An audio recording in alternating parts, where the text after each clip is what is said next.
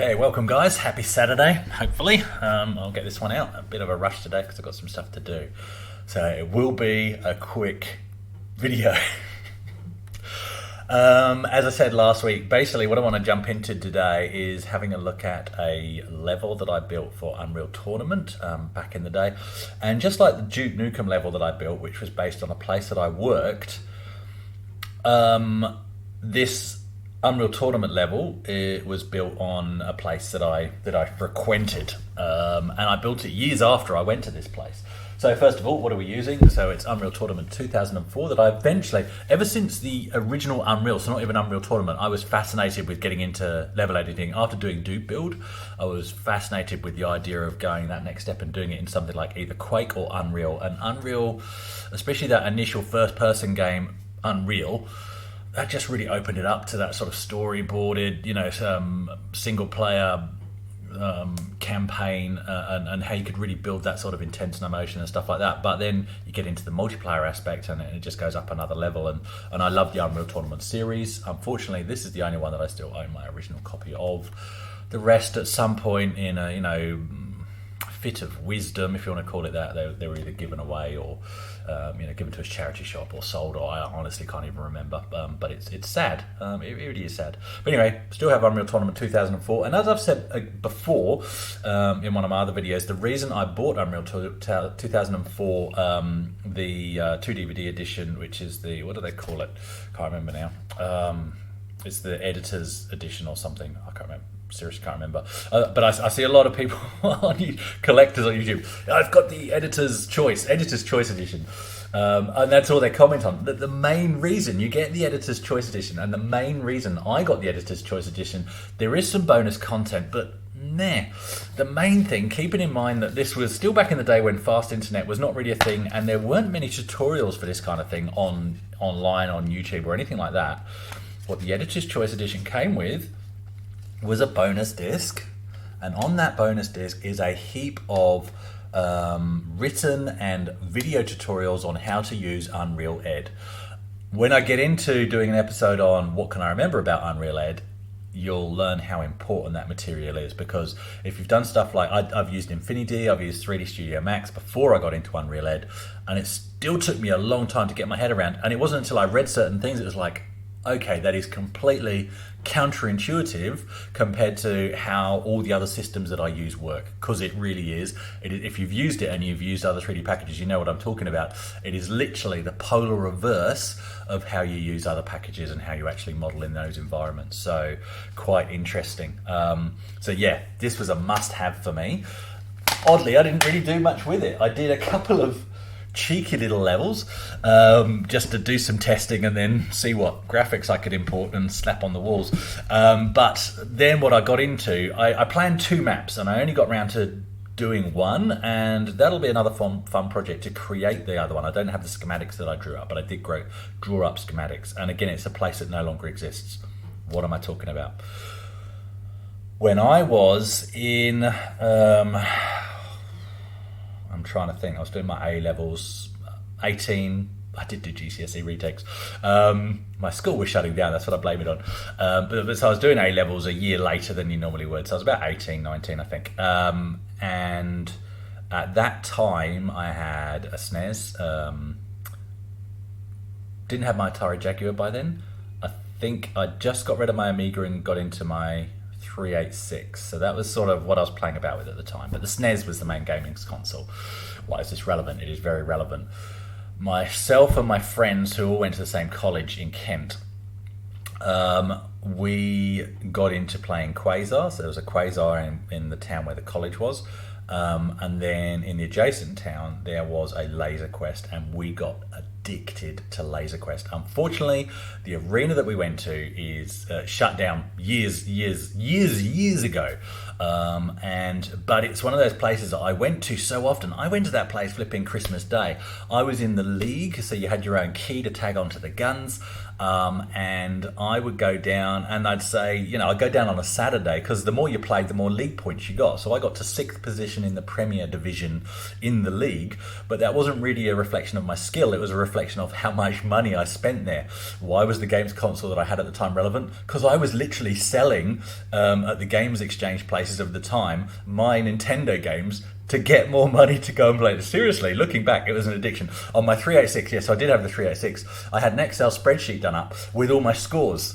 And not just my scores, because you got the score sheets when you come out of a Laser Quest game. Laser Quest still exists, I believe, in Guildford, so go there, find your nearest Laser Quest. Wasn't so much as a fan of Quasar. Laser Quest, phenomenal. Unfortunately, a lot of the kit is old now. But anyway, so I would even, on your score sheet, I just want to double check this is the right microphone picking up. Yes, it is. Sorry about that tap. Because sometimes it's the webcam microphone, and that's terrible. Okay, so on the score sheet, it tells you where you were hit. So I was even plotting that, and then plotting graphs to see where am I getting hit, where am I getting attacked. Okay, my back's, I need to keep my back to the wall more often and cover my back, cover my shoulders. So that's what it's getting into. We got into dance dodging and all of that. So anyway, that's how addicted I was to Laser Quest. I would go down there on a Saturday, and I would say to them with my league tag, because they knew what it was about, I'd be going, is there any, because it was really packed out, this place, are there any slots available in any games coming up in the next hour or two? And they go, they're mostly booked out. There's one slot available in the next game. And they'd look at me funny, and I'd go, okay, so I'll go. And they go, it's a kid's birthday party. And I'm like, yeah, put me in. And I would literally, I would go into that game and I would cane all the kids just to get my league points up. It was staggered so that basically if you were playing league members, it was more worth your time than if you're playing non-league. It didn't matter to me. I didn't care that I was obliterating these tiny little kids just to get my scores up, rather than going on a league night where I'd probably get my ass kicked. Didn't matter. That's how I went. And yeah, so there we go. So it was Laser Quest Tunbridge Wells, and my name on that league back then was Predator, because how imaginative can you be? So why is that all relevant to now? Because let me just open this image here, and I do apologize for the lack of resolution on these images, and I'm just going to share my screen with you. This is my plan. This is the plan that I worked on back then. And how do I zoom in? There should be a zoom. Here we go. So I did this after moving to Australia. I did the, Unreal Tournament 2004. That's what I built it in. So there we go. We're talking 2004. Trying to picture the house we were in. Did Unreal Tournament 2004 actually come out in 2004? Did it come out before then? Can't remember. To be honest, I can't remember the exact year that I built this map. Is there a date on this file? That may give me a clue.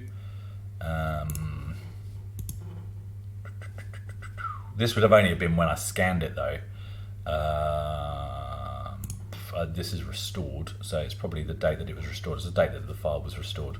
So yeah, anyway, this is the map. Okay, come to those screenshots in a minute. So this is the map.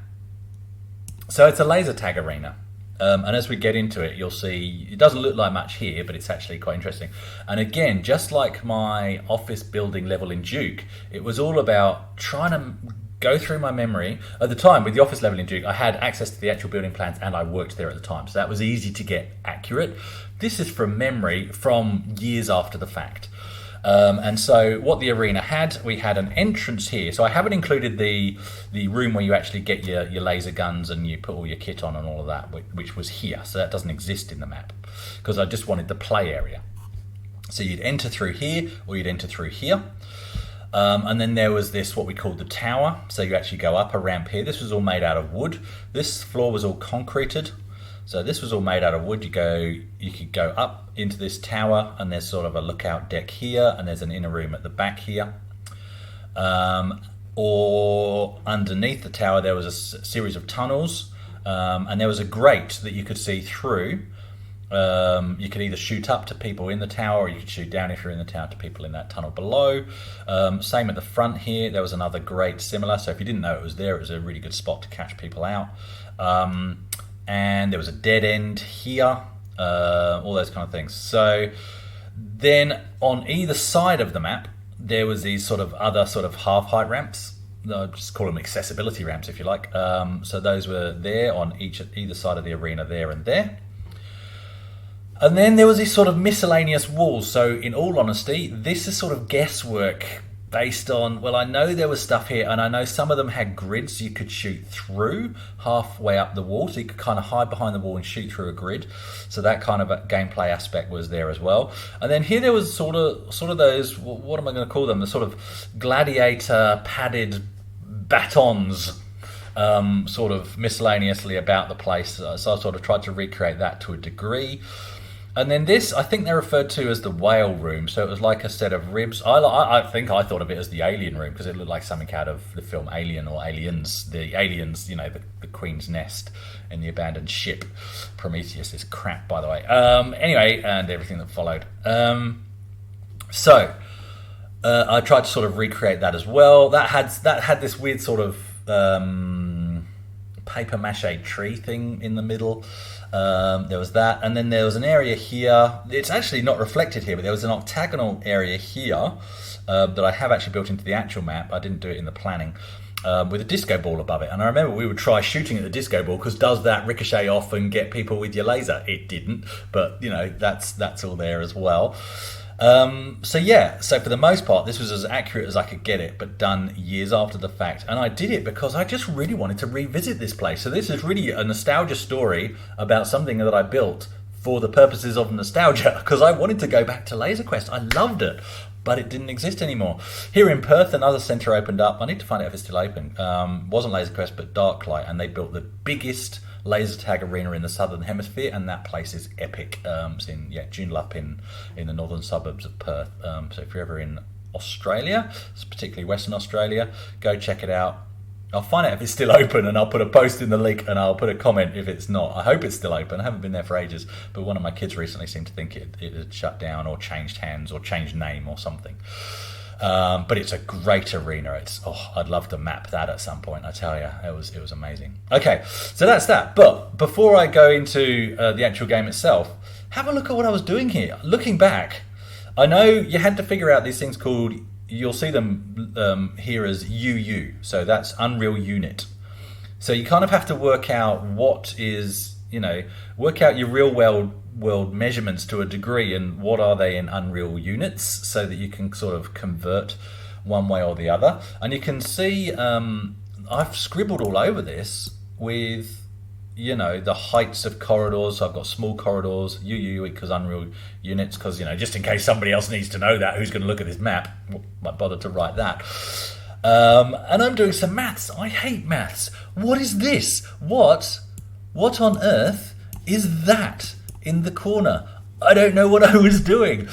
I can't work out what. Here, I was working out, how does that translate? I need to spend some time looking at this to map up the final result and see where it fits in. Clearly something was very important, and I was working out the square roots of some values there. I hate maths, but clearly, when I did this, it was like, let's get into this. Let's get this right. I need to work out some stuff. So yeah, there we go. That's the planning. Okay, so that's the planning. Quick screenshots. I mean, we're going to look at the actual thing anyway.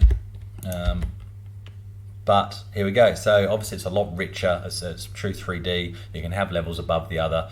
And again, what I tried to do, and I know instantly where there would be room for improvement here. Yes, I have put light sources in. And what you're doing in Unreal Tournament, rather than build where I had to fake the lighting, as you saw if you've looked at those episodes, by creating zones, what you do in Unreal Build is you actually create an actual point of light.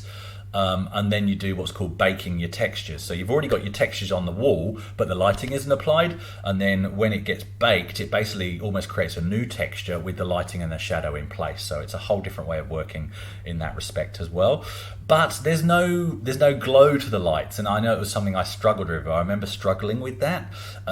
So that's something that does need to be fixed. But I did use particle emitters. Why is there a particle emitter there? Well, this was a very dark arena, and it had a heap of dry ice, because then you could see the laser beams clearly. So they actually work. They've got an IR beam, which is the actual thing that either hits or misses in terms of scoring, and the packs have IR receivers. That's what you shoot at on the other person. And then there's an infrared, not an infrared beam because that is IR. There's a light laser pointer that doesn't actually do anything in terms of technically, but what it is that's just it looks like a laser gun. That's why they're there. In case you've never played laser tag or understand how it works, that's how it works. What does get annoying, so if you do go to somewhere like Laser Quest Guildford, because the equipment is getting older, what can happen is the two can be out of a line. So your laser's going in a straight line, but actually your AR may be skewed, and you have to work out what the offset is to be able to win, because where your laser pointer is not necessarily where you're shooting. Let's get into the level. It's going to be a quick, I really need to go out today. So let's get into this. Quick swig of coffee. Right, and let's do this. So I've got my mug while I just do some stuff on my desktop here.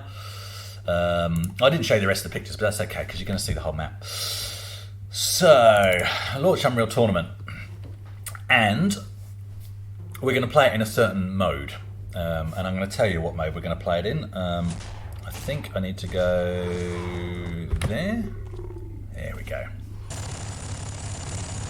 So I'm just checking now the game level against my voice level. I might bring that game level down a bit. What do you think? I'll bring the game level down a tad. It's still down quite a bit from when I did the Duke Nukem stuff, but I'll bring that down. I just really don't want that in the way. Okay.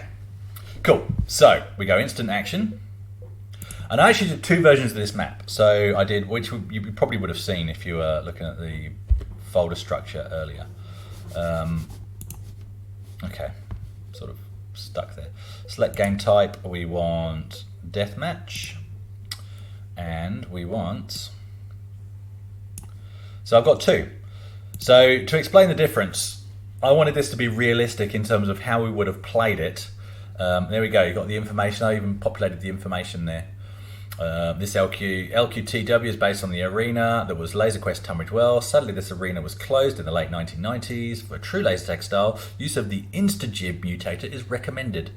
And there's my old website address, which was rubbish. If you want to look at that, use the Wayback Machine. You can have a look at that. And that email address no longer exists either. But look, I populated all that information. I was playing under the name V at the time, mainly on Counter-Strike. Oh my goodness, I didn't even realise all that was in there. That's quite embarrassing. So the reason why there's two different maps, Laser Quest Tunbridge Wells has blocking volume so that you can't just jump over the walls and make ridiculous jumps here, there and everywhere. And there's no weapon placements because you're meant to use the InstaGib mutator. Laser Quest Extreme, that's probably in the description, but what I did there was I took away the blocking volume so you can play it more like traditional Unreal Tournament, and there's weapon pickups and there's health pickups and all of that. So that's the difference between the two, but I want to play this as intended today. So I'm going to select Laser Quest Tunbridge Wells, I'm going to go to mutators, and I'm going to add InstaGib. And I'm also going to add no adrenaline.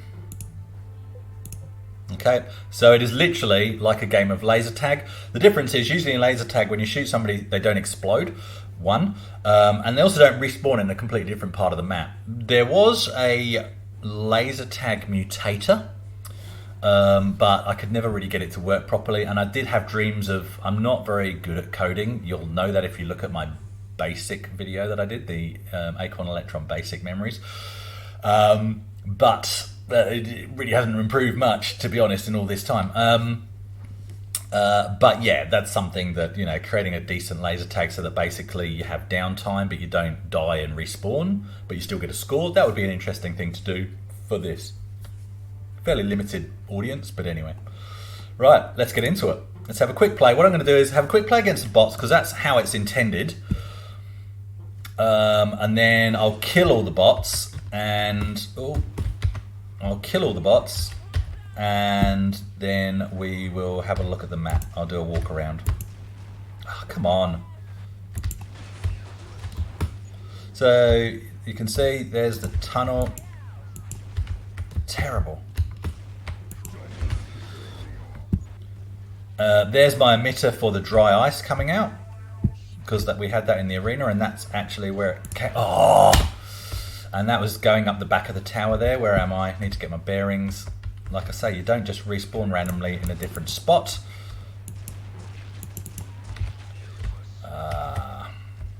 It's playing really slow. This is as in, I think I'm playing slow actually. It's not the game itself.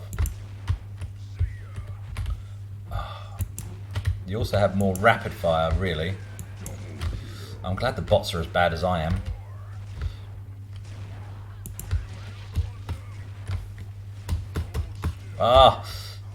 That's a little spot I used to hide in. So at the end here, that's where you would go back into the suit up room. There's the whale room. I just want to do some fighting from the top there. Let's see if I can get up there without dying. So I did put some lens flare stuff in, but it really wasn't very good. Oh, this is just like back in the day when I'd be trying to storm the tower and there'd be lots of people working together, even if it wasn't a team game, because they were just mates and they'd be trying to keep people from... Because the tower was just like a choke point. If you could keep control of the tower, you'd do pretty well because you just snipe people. It's awesome. So there's one of the side ramps.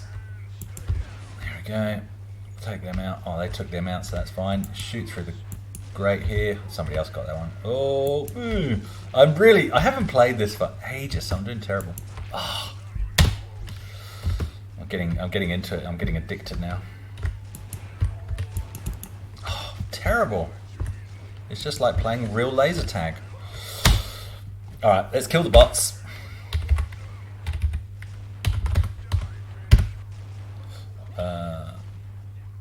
I have to do kill bots and then hash all. There we go. I'm sure that's considered cheating. Right, so let's give you a quick walkthrough. In fact, I'll give you a walkthrough from the main entrance I used to like going in, okay? So,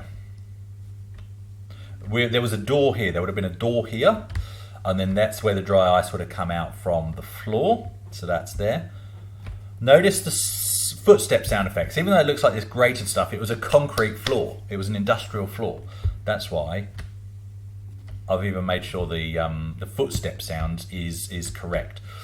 So from here, you can either go up this side. We'll sort of do a circuit of the outside. So there's sort of the paper mache stuff. Now again, that's not exactly where it was, but it was sort of, well, roughly there was some stuff here. So I'll throw these elements in.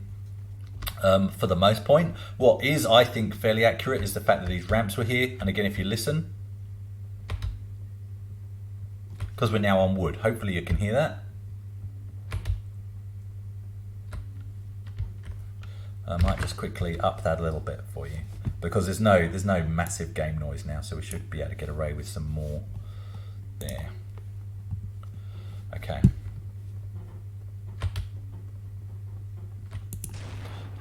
Okay, and then around, so again, these are sort of loosely put in, but there were obstacles here and some of them had grates you could shoot through. There was definitely like a double split wall here and they had grates you could shoot through, so I've tried to do them as accurately as possible. There was these annoying little walls. I think there was actually an emergency exit between them, but I've even incorporated them, so you can't just sort of side strafe slide along the wall because there's these things there that are in the way because they were there. So I wanted to recreate that. So it looks like a random extrude, but it's not. It's actually there for a purpose. And I've tried to give all the lights a reason for being there. Now again, the lighting isn't, I can't remember where the lights were in the arena, but there were lights and there weren't many of them. So again, they're sort of there. There was an emergency exit here, but I haven't bothered put it in. Here's the other ramp. The reason why I've bothered putting these in two different colors, by the way, is because obviously you could do teams, and so I have allowed spawn points for team deathmatch in this as well. And generally, you know, players would run to one corner of the arena or the other to start off. My very first game, I ran in, and in fact, here's a memory. So I'm pretty sure it was my first ever game here, and I ran in. This place was epic. The way they did the briefings and everything, you thought you were in Aliens. It was great. I ran in here. I noticed that all the other team were going here, and all your lights are out, but I'd seen them, and I knew who was on my team, who wasn't. So I ran with the other players from the opposite team And I went here and they're going, you green? Yeah, I'm green. You sure? We're all green. Yeah, I'm green, because your lights are off before the game starts. Then you get the countdown. Then the game starts. I'm just sitting here in the corner behind all of them. I take them all out and then just run off. Beautiful. Loved it. Yeah, little things like that. Winning's important. Doesn't matter how you do it. So, back down the other side. There's that octagonal room. And again, I don't remember exactly how it was. I just remember it was. I remember there was sort of a double layer wall here between it and the whale room, or as I say, more like the alien room. So these are sort of like an alien rib cage. Now, there was no assets, there were no pre-built assets, so I had to model these in Unreal 8 itself. So they're not great, but just to sort of give that thing, they weren't very deep, but you sort of, they made of paper mache, but they looked like whale ribs. And so you sort of nestle into them. And so yeah, just little things like that. And then that's the other entrance. So going back through underneath, then you've got a tunnel under here that goes under the front of the tower, and there's a grid where you can shoot up to people standing right at the front of the tower trying to snipe people. Back through the back, then you can either come back through to the side here, or you go down here and you've got two possibilities here. So this is as it was, because I played this arena, and this section I know like the back of my hand.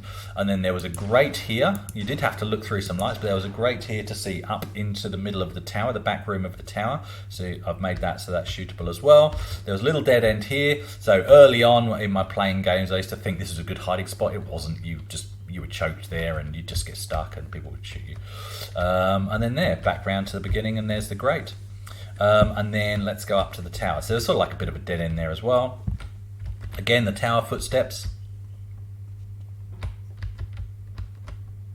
You're on wood. And when you go over the grates, and in terms of level design, that kind of thing is really important, because, and it was important playing this arena in real life, you could, once you were good at it, you knew, well, if they run into there, they're only going to come out here or here, so you could sort of cut them off or snipe them from the top. But also listening, where's the footsteps coming from? Right, I'm on the front of the tower, but I can hear somebody running up the back ramp. And when you play this in Unreal Tournament, those kind of things come back into play. So it's really good. I like it. And again, so you can shoot back through there, and there we go. That's sort of a little setback area there, and then there's the front ramp going back down the front of the tower, and then there's the front of the tower, which was always good for sniping, as I said.